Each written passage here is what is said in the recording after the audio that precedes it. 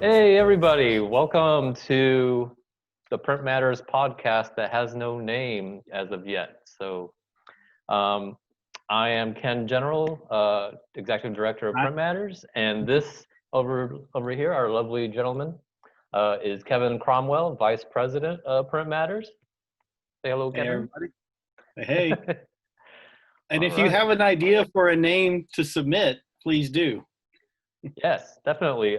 Currently on our Print Matters website, printmattershouston.org, there's a survey which you can take part and tell us what you would like our podcast to sound like and what it should be called. So definitely, if you've got nothing else to do, just hit us up. And if we have a good title, we'll let you know and we'll bring it out on the next episode. So what are we doing here today, Ken? Today, well, we're just gonna have some fun and wing it. This is our pilot episode, so everybody please be kind and patient if anything goes wrong, which most likely will happen, but we'll get better in time, I swear. The best on the internet. Yeah. But today we'll be talking to our friend Camila Labarca Linaweaver, and she is our latest artist member for Print Matters. I believe she just joined like maybe a couple of weeks ago. So that should be great to introduce her to everyone and get to know her and all her artwork. Yeah, I can't wait to see. Cool. Kevin, it's been a while. Huh? Joining us shortly. Yeah. So Kevin, it's been a while. It has How you been? How have you been? Let's catch up for a second. We have a little time before Camilla gets in. Well, I've been obviously stuck at home a lot, like everybody else. So not a lot. Getting ready to do some printmaking, hopefully this next week here at the house. Have the press finally cleared off and all the stuff out of the way. So which technique do you primarily use in your studio when you're printmaking? Most of what I do here is lino cut stuff. But I do a reductive print process, so it takes a lot of room. And right now, my studio is full of art, actually. Wow. Art is not a bad thing to have in the home. I definitely love art, and I acquire We it. can see. We can see it's all kinds of. Yeah, sometimes it's just by accident, and sometimes it just happens. I guess I have an addiction. I understand that. I've got several pieces scattered throughout this room, and then my studio is, like I said, chock full. And I actually have some pieces from Camilla, so that's going to be cool to see more of her stuff now. Oh yeah, her work. You and I actually know her before she joined Print Matters. It's true. And you've known her much longer than I have, but I see a progression in her artwork and her finding her voice. So I'm really excited to catch up with her and just see what's in store. But I'll go ahead. Oh, I was just gonna say, yeah, when I first met Camilla at school, I felt like she was, a lot of the things she had done and then were it felt like the start of a lot of stuff. So I'm anxious to see, where she's gone since then with her. Yeah, you guys went to school at U of H Clear Lake?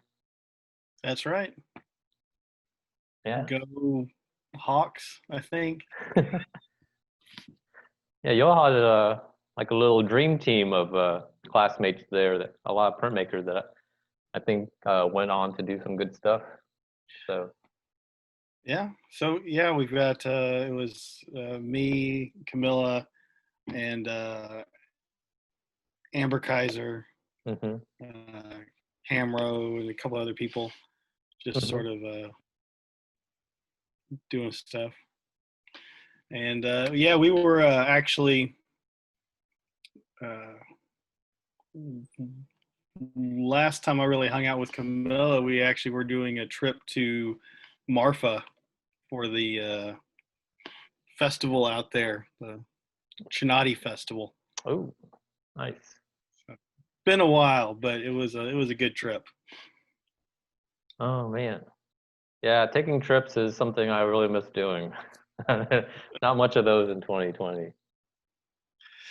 No, no. I was thinking about trying to go get on the road here this month, and then everything kind of shut back down again.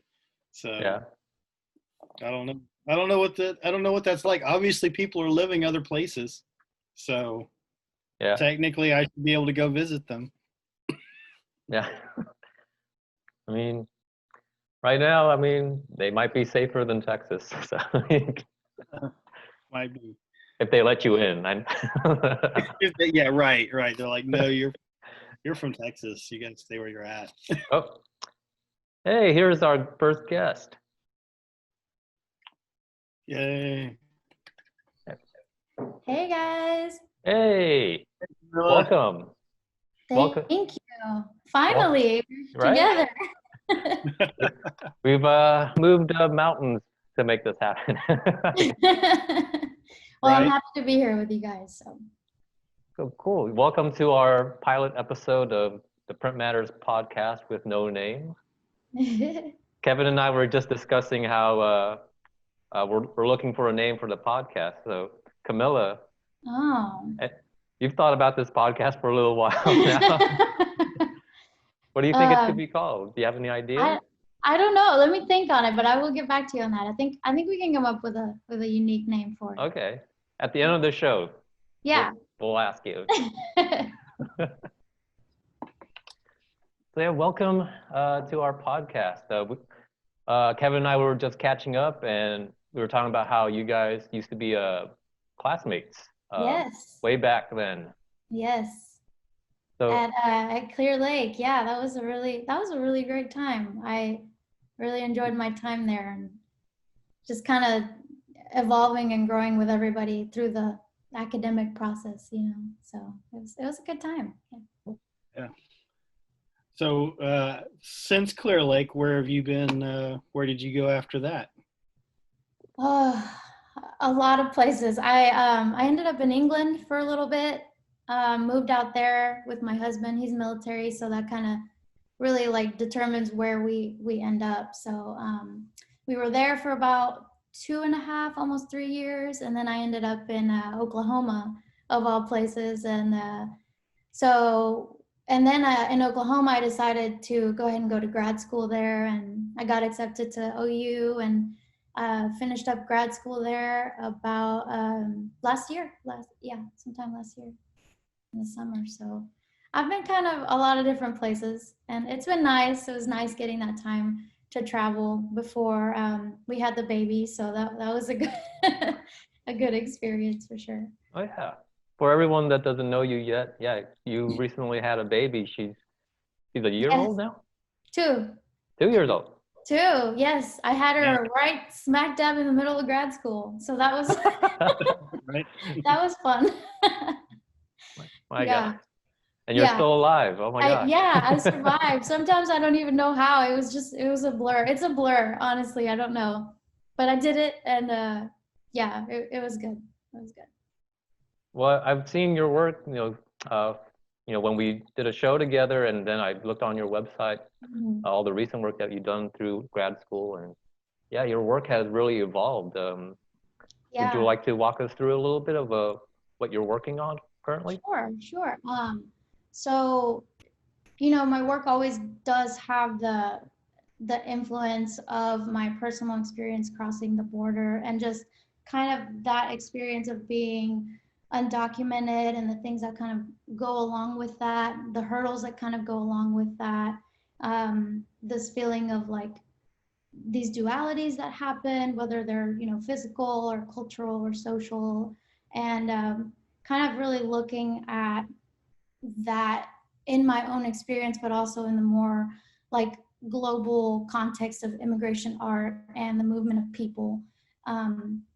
So that's really what I'm interested in my work. I do a lot of research into like the history of landscape art, the delineation of land, especially on the US-Mexico border, and kind of the implications that has, and the effect that has on people more than anything. And it's interesting because my work doesn't have people in it. It's all kind of this this view of the landscape, and it's sort of projecting that kind of immigrant identity. So that's really kind of at the root of my work. And right now I'm focusing a little bit on the immigrant workforce, looking at the immigrants and migrants and their connection to the landscape, and a lot of the work that they do on the landscape, whether that be farming, agricultural kind of work, construction, and just thinking about how these people they make such an impact on the land, but they're often excluded from a lot of that, and excluded from a lot of conversations really that impact them. So that's kind of what I'm looking at right now. Interesting. I remember back a while, quite a while ago, some of the pieces that you were working on, although still landscape, definitely had when you were doing the light bulbs, like the globes with the landscapes inside them, and those were feeling like trying to take a little piece of the landscape with you. Yeah. And now it sounds you're more like saying, well, the landscape stays where it's at, and now you're talking about more of changing the landscape in place. So is there, has there been a change in sort of in the way you're looking at, in the way you're looking at space as opposed to something to take with you, or something you carry with you as opposed to kind of where you're at right now? Or how does, that was a question. Yeah, I think some of my earlier works I think they were in a way focusing more on my personal experience and kind of like translating that. I was using a lot of animals also, and making visual like metaphors, connecting them to their migrations and things like that. So it was definitely more of a personal kind of narrative view of the landscape, I would say. Right. And now I definitely think I have figured out or working through a way of using my personal narrative and in a way that reflects a more like, I wouldn't say broad, but more like collective experience. Like a social experience. Yeah. As opposed to an individual experience. Yeah, definitely. I think that was really important to me. And I actually took in 2017, I went on a 2-week trip on the southern US-Mexico border. So I just did a lot of camping, and I just really like integrating myself in that environment. And I think that's where really like a shift really happened in my work, because backtrack a little bit. So when I crossed the border, I actually didn't cross a wall or anything like that. That wasn't what was in the landscape. When I crossed the border, the first time we attempted, we crossed through some railroad tracks, but we were actually caught in that process. We were caught and detained. And the second attempt that we made, we actually crossed through the river. So, you hear of people crossing the border and different stories, and you always imagine like a wall and like there's this actual physical barrier that you have to get through, but it's not the case at all. And it was interesting that when I went back in 2017, that was actually the first time that I ever saw the wall, like the border wall. So that was really interesting. That really kind of, it shifted the way that I was looking at the landscape. So the border really can be so many different things. It can be a physical, actual wall. It can be a river. It can be just like a field of open land. But what that wall really is this kind of arbitrary. It's this idea that, you know, people have to believe in order for that barrier to be there on a physical or a psychological level or something like that. So that's really when that work shifted, and I think that's when my work just kind of went a different route. Okay. Yeah, I totally get what you're saying, how, you know, the land doesn't recognize borders. The land is what it is, and a border is in our minds, and if there is an actual border, it's man-made. Right. So it's always interesting when you start to like realize that when you're traveling, and you've done a lot of traveling, you know, in other countries. Like you mentioned, you were in Europe as well, and then you moved to Oklahoma and Florida, I believe. So I can see how the subject of territories and borders, you know, is in your mindset wherever you go. Yeah, definitely. Good. Was this a subject that you thought of all the time, or is it something that you wanted to tackle on as soon as like when did this start to become part of your artistic voice that you wanted to explore? I mean, I would say when I was at Clear Lake, that's when I started to want to talk about it. So being undocumented, and maybe now it's changed a little bit. I'm not sure, but I think for me, when I was growing up, it wasn't something that I was allowed to talk about. I didn't tell all my friends that I was undocumented because it had like real legal consequences. And it just wasn't something that I ever talked about. I think the more that I got into my practice as an artist, I started to realize that I had a unique story and a unique way of looking at, you know, life through my experience, and I felt that was something that that I wanted to talk about, and that I should talk about in some ways. So I think it started at Clear Lake, and there was this kind of shift in well, I don't want to talk about it, I'm scared to talk about it, to okay, I'm going to talk about it, but how do I talk about it? And there's always like, my work isn't overtly political in any kind of way, and that is also another decision that I'm always kind of on the line of where I want to be in that message or discussion that I'm trying to create with my work. I feel like my work is kind of at the strongest when I'm kind of really teetering on that line. And that also goes, to me, is important just because of the way information is spread nowadays.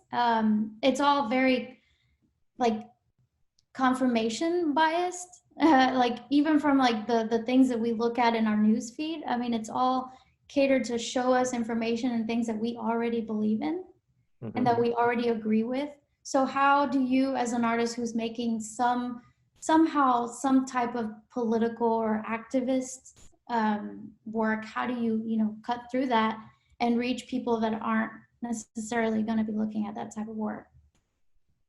So I totally get that, and yeah, one of the series that you worked on, I can kind of see where you're trying to find that balance of being artistic, but also having this poignant subject that you want to tackle, because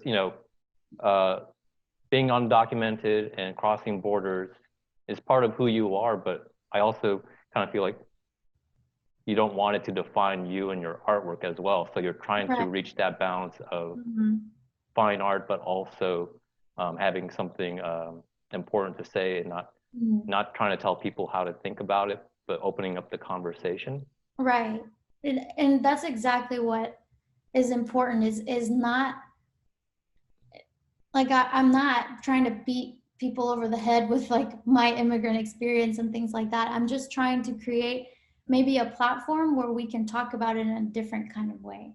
It's like, what does it mean to have these borders? Like, why do some people why are they not bothered by like children in cages? You know, like let's talk about that. Like why like why doesn't that bother some people, you know?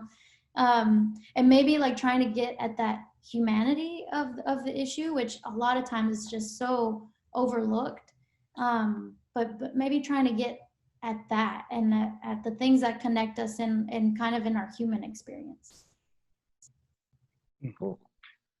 And sort of with the focus that you've had sort of on landscape, like you said earlier, you know, with sort of, there's not people necessarily in the work, and, you know, maybe more of finding a common ground.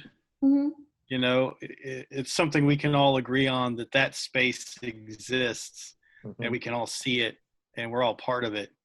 And so, you know, bringing people together in that way so that you can share those, you know, that communication.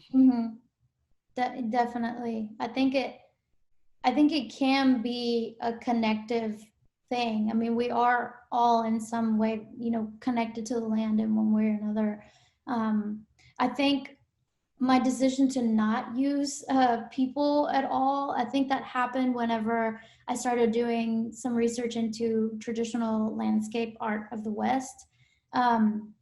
It was interesting because there was so much landscape art coming out, and but a lot of it, like when you really start to look at it, you can really see, you know, ideas of industrialization.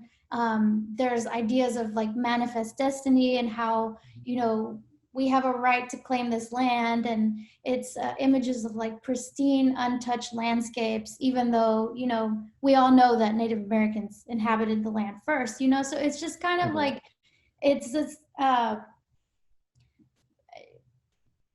of like an idealistic view of the land.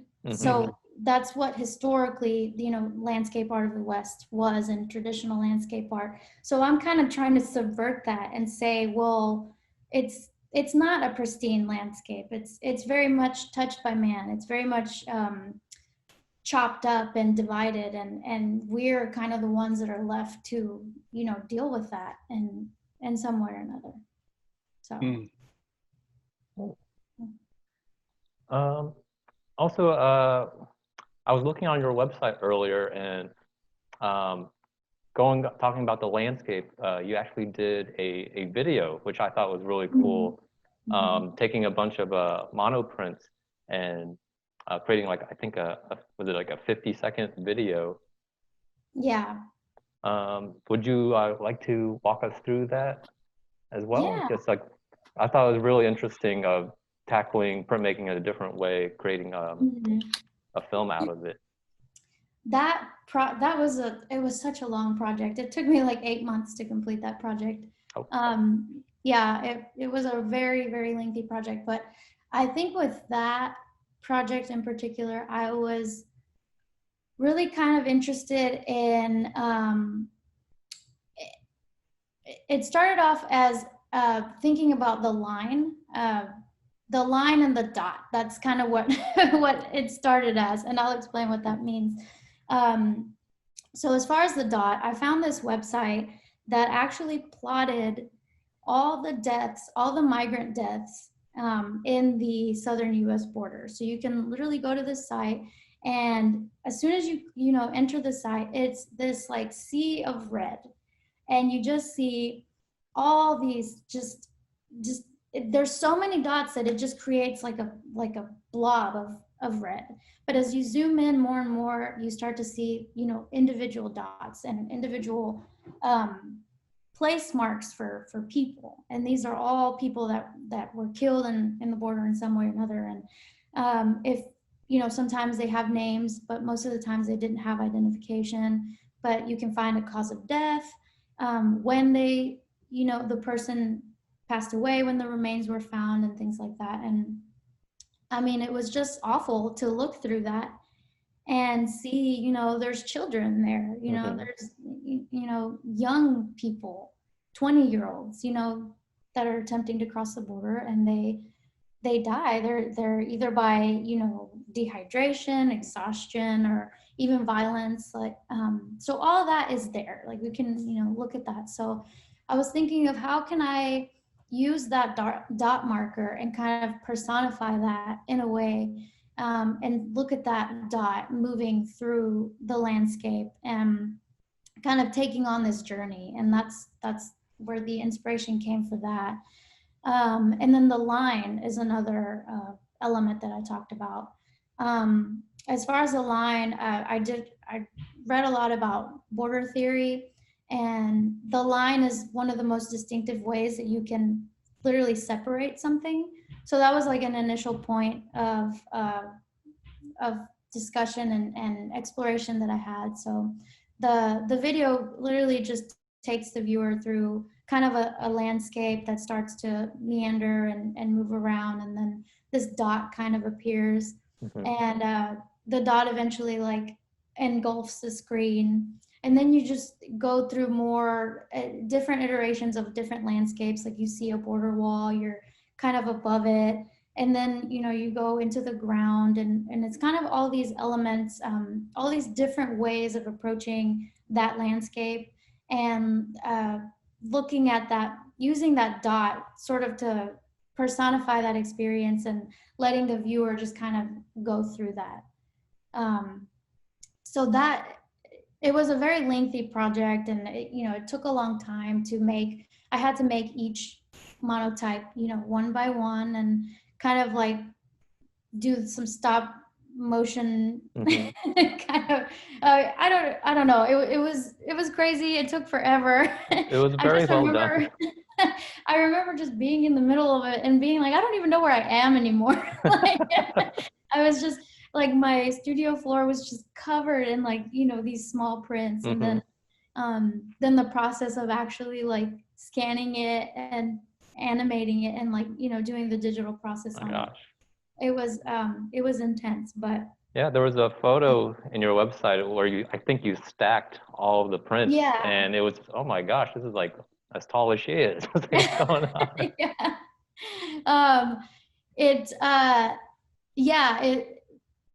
There was, I think in total I had 382 prints that I made. So I mean, it just took a long time, but I was really happy with the project. I feel like I set it to where it loops, so it would just be a continuous kind of video and image that would just keep going, and it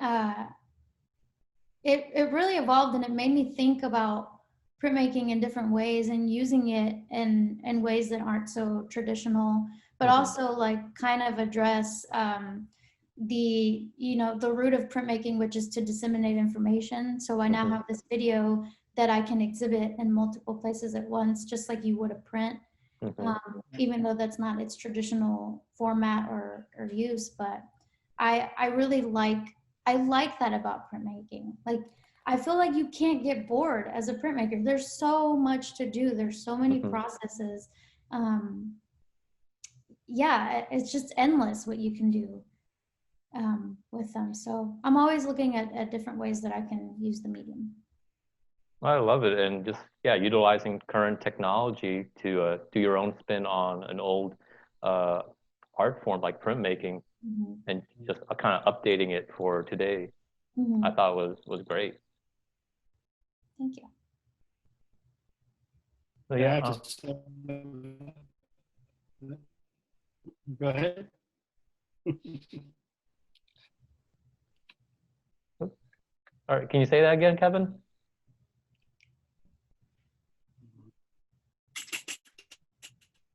I think I'm losing you guys. I think we're losing Kevin. Oh no. Internet connection is unstable. As soon as we praise technology, it goes and does it. Is that better? Am I back yet? Oh, your audio is. That's good. Audio is. Yeah. Like if I put all my internet comes through my phone. Technology. So So if I lose bars, sometimes I freeze up. So I apologize. Oh, you're That's fine. okay. But I was gonna say, I've been spending a lot of time recently just thinking about, printmaking and painting and other forms of art in this current where we are today. How we're not able to get together and do shows, not able to go see things on the walls. We actually went to like the MFAH, a while back, but you had to wear the mask the whole time. Yeah. And so I could only, it just sort of like, how do we as artists work in this current time? I like the video because like you said, you made the prints and you took that medium and now you can show the video not only in places, but online and stuff. Is really great. But what do you think about the current state of things and where art might come into play here? It's awful. Well, what's going on right now is awful. But I teach, so academia has been impacted, really heavily by the pandemic. People are just kind of like being. I was teaching a life drawing course in Florida. That's my child. In Florida, and it ended up migrating to a fully online course, which it was a life drawing course. We had a live model, and it's suddenly we're online, and it's, what do you do with that? So, I did my best. We all did our best, but there are some things that, virtually you just can't do. I really think we're all just trying to make it right now, and we will eventually, hopefully, get to a point where things are normal or a new normal, but something that at least allows us to be together. Printmaking is such a community-based medium that I'm assuming there's people right now that don't even have access to presses. If you don't have your own, most people use shared studio spaces, and if you don't have a press, you can't make work. So I think it's weird times right now, and hopefully we can all make it through this. But I like what I think the art institution and organizations really kind of stepped up to do their best. I mean, people were offering virtual exhibits. Tons of resources came out, which I have loved to really kind of get to see the best in the art institution, but we definitely still have a long way to go. Especially when it comes to creating platforms and for people of color and artists to create a more inclusive art institution. We still have a long way to go with that, but and these things are all kind of intertwined. I mean, I feel like the pandemic is also a social kind of phenomenon, and we're all just dealing with it the best we can. Yeah, very true. So yeah, we've never been through something like this, and we're just kind of like this podcast, we're winging it. We're trying to figure it out. I am winging it so hard. And being a mom, and it's been rough. It's been rough for sure. We're gonna wing our way out of it, hopefully. Oh goodness. Well, Kevin, is there anything else you'd like to ask? Or we got about 12 more minutes. So. Well, I mean, I'd just like to see some art. We should put some art up. I know. But so I did have some questions about the organization and things like that. If we could chat about that a little bit. Yeah, definitely. Yeah, sure. Okay. So you're new, so all questions you'd like to ask. But I'm really excited. I feel like you guys. my dogs and my child now are all they're all out. That's all good. Told you, Evan. We got a checklist of all things that are going to happen. So I'm curious to where you guys see, the organization going. I know you're fairly still new, but I feel like you guys are doing really great things. I know you're involved with the steamroller print, and you do member shows and things like that. Is there like do you guys have a physical location that you're, like a gallery space or anything like that you guys are considering for in the future? That is definitely something on our wish list that that we're saving up for, and one day we'll have a full-on campaign when we find a space that that allow us to have a community print store, print shop, and a gallery. But yeah, right now we have a website, and yeah, and it looks great. It's a great website. but no, yeah, we had a lot on our plate that we wanted to work on this year, and then March came in and never left. So we, like most organizations, everything is kind of up in the air right now, and we're kind of waiting until when we can start bringing things back into the fold. Yeah, for sure. But it seems like PrintMatters is really kind of geared towards like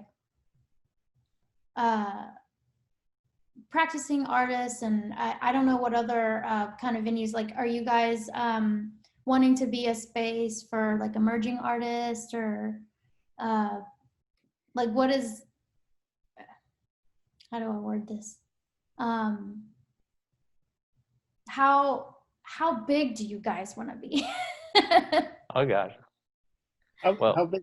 Well, I think it at least all of to. Houston, right? All of Houston right now is PrintMatters Houston.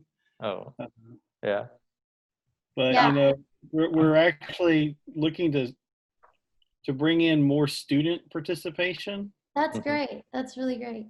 And hopefully that's going to be able to allow us to reach out beyond the city of Houston out to all of the surrounding areas and bring more participation. Yeah. That's great. That's kind of what I was poorly asking. Yeah. Like, just like what are you wanting to create platforms for like younger and emerging artists? Because I think that's so important. Yeah. With our print festival, the Print Houston biannual, that kind of allows us to create a platform here in Houston where the city becomes like an international hub for printmaking. The last biannual in 2019, we had artists from, I believe, Colombia participating in exhibitions here. And before that, we were partnering with a print organization in Canada. And we would love to do more of that, bringing really artists from all over to Houston, and also bringing Houston artists to partner with these sister organizations that we're befriending. Yeah, that's really great. Sometimes I feel like printmaking is so big, but then when you really start like getting into it, you're like, oh, I know that person, I know that person. Right. And then you realize that there's really not that many printmakers like in the world and in the area. So it's just, yeah, it's really cool. I was really excited when I moved back to Houston, and I thought of you guys like right away. I was like, I want to get in there and like awesome. be active as much as possible, like, and yeah, just really get involved in the community, because it is such a community-based medium. And offering resources. I have a press that eventually I'm working on getting my studio set up, and I'd love to be able to offer people to use it when if they don't have access to one, and when the pandemic settles down and we don't have to all wear masks and and be in this situation. But yeah, so I think it's really great, and I'm excited to get involved with Cool. the organization. So. We're Well, glad we- that you came in. Yeah, and we've got a lot of stuff actually coming up around the corner. You mentioned exhibitions. We actually have our artist member exhibitions coming up, where I believe the newsletter is going to be sent out after this weekend, where we'll start telling people to start submitting their work for the membership show. Cool. I believe it's going to be in November is Okay. when it opens. And yeah, it's at I believe Kolsch Gallery. Okay. So we'll have another show about that. That'll be the next, I guess, subject to talk about. Yeah. And Okay. then, Well, that's exciting. yeah, and because of our current state in society, it is forcing us artists to be creative in how we, exist as artists and share Mhm. our work. Right. So doing things like this podcast helps us to keep that community alive. And Mhm, for sure. and actually, we're going to do a fundraiser online auction in August, and that'll be in the next newsletter as well. Okay. Um, Cool. So yeah, Camilla, Kevin, if you have any prints or drawings that you want to donate, that'd be great. And because we're an organization for the community, we don't expect to do like 100% donation. Mhm. So the artists can also get part of the proceeds as well, do a 50-50 donation, because right now, artists need to be supported as well, not just Mhm. us. So we're all kind of pulling it together. Yeah.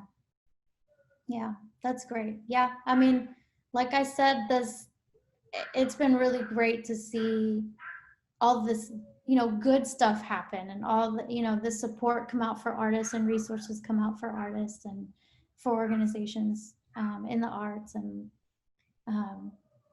hopefully next year we can be a normal society again and I go to hope so. shows and do normal artist stuff. And but yeah, I'm looking forward to all the things PrintMatters has to offer. So Yeah, and we're looking forward to what's coming up next with your art. thank you. Yeah, definitely. Definitely like next year, if all goes well and we're back to somewhat normal, it'll be the Print Houston 2021 biannual. Mm, True. So hopefully there'll be lots of printmaking exhibitions and events in Houston That's awesome. this time next year. That's awesome. I've Fingers been crossed. definitely missing that, and one of the reasons I wanted to get back here to Houston, just because the art community is so strong, and definitely something that was lacking in the panhandle of Florida. So happy to be back. Well, we're just glad we were able to catch up with you and introduce you Yeah. to the printmaking community. Thank you. At the end of this video, we'll set up links to your website so people can see all the images that we were talking about in that awesome video. I think I can put that at the end of the show as well, so people can take a look at it. Awesome. Yeah. Awesome. Cool. Kevin, any parting words? Man, this has been great. Great first podcast. Great first guest. Even though we're all stuck at home, I'm really excited for what's coming up next. So awesome. Awesome. Me too. Cool. It was great chatting with you guys, and I guess I'll see y'all around at some point. All right. Thanks, Camilla. We'll check in again soon. Bye, guys. Bye. Bye.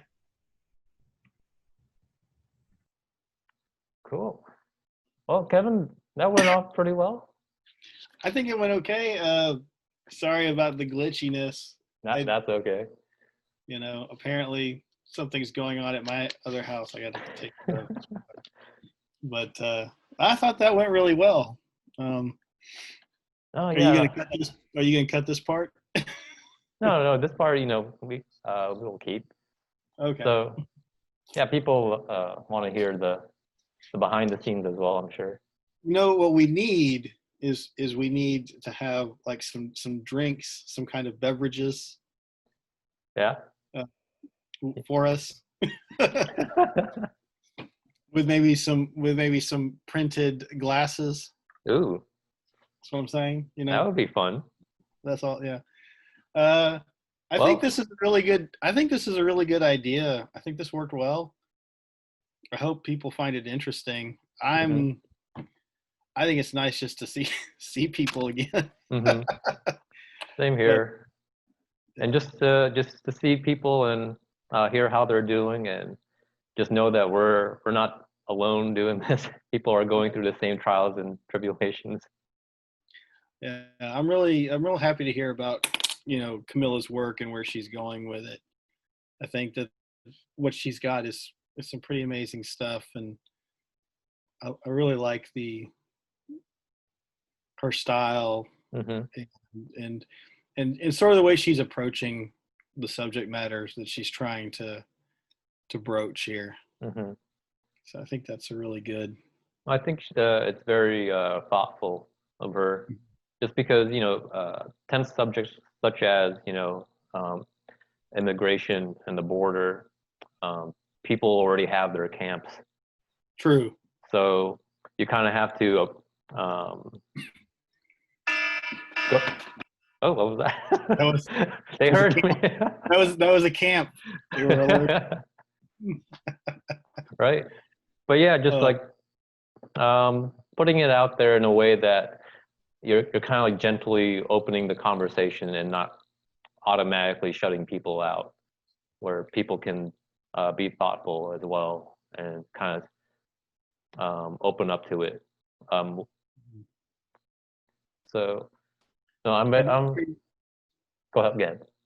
I was going to say that from a printmaking perspective, there's such a since printing words, it feels like it's very natural to have to be sort of direct. With printmaking, it almost feels like printmakers you're supposed to be very direct and impactful as just an overall generality for printmaking. Like, you're supposed to just tell people in big block words what you're about to say, and then show a very, very big graphic image that just points to the exact thing. And her approach is so subtle. It's an interesting way to go from the medium, which is such an impact, directed medium, but to be subtle with it in that way is really nice. I agree. Yeah, it's a very her approach is very poetic. And people, definitely once this video is over, go check out her website and take a look at what we're talking about, and we'll post some of the stuff at the end of the video as well, so you can take a look. Yeah. Well, this went well, Ken. I can't wait to get together for the next one. Yeah, I think so. Where we're going to be discussing. Well, what are we going to be discussing on the next one? Well, I don't know. That's for our viewers or viewer. I don't know how many we'll have. But And us. Yeah. But yeah, anyone watching this, feel free to comment on the PrintMatters website. What do you want us to talk about? What is a name for this episode or these shows? What would you like it to be called? Yeah, if you have any ideas of who you'd like to hear from, any guest artists, let us know. Like, if there's that survey on the website, and also you can just email us as well through the website, and just be nice, please. This is our first time. We're trying. Right. All right. Well, y'all have a good one. Well, you have a good one too, Kevin. Great to hear from you, and everybody out there, stay safe, and we'll see you next time. And cue the exit music, sparkles. Ending music, and maybe here we'll. Wait! I got it. There you go. There we go. It's over. Cool. Bye, everybody.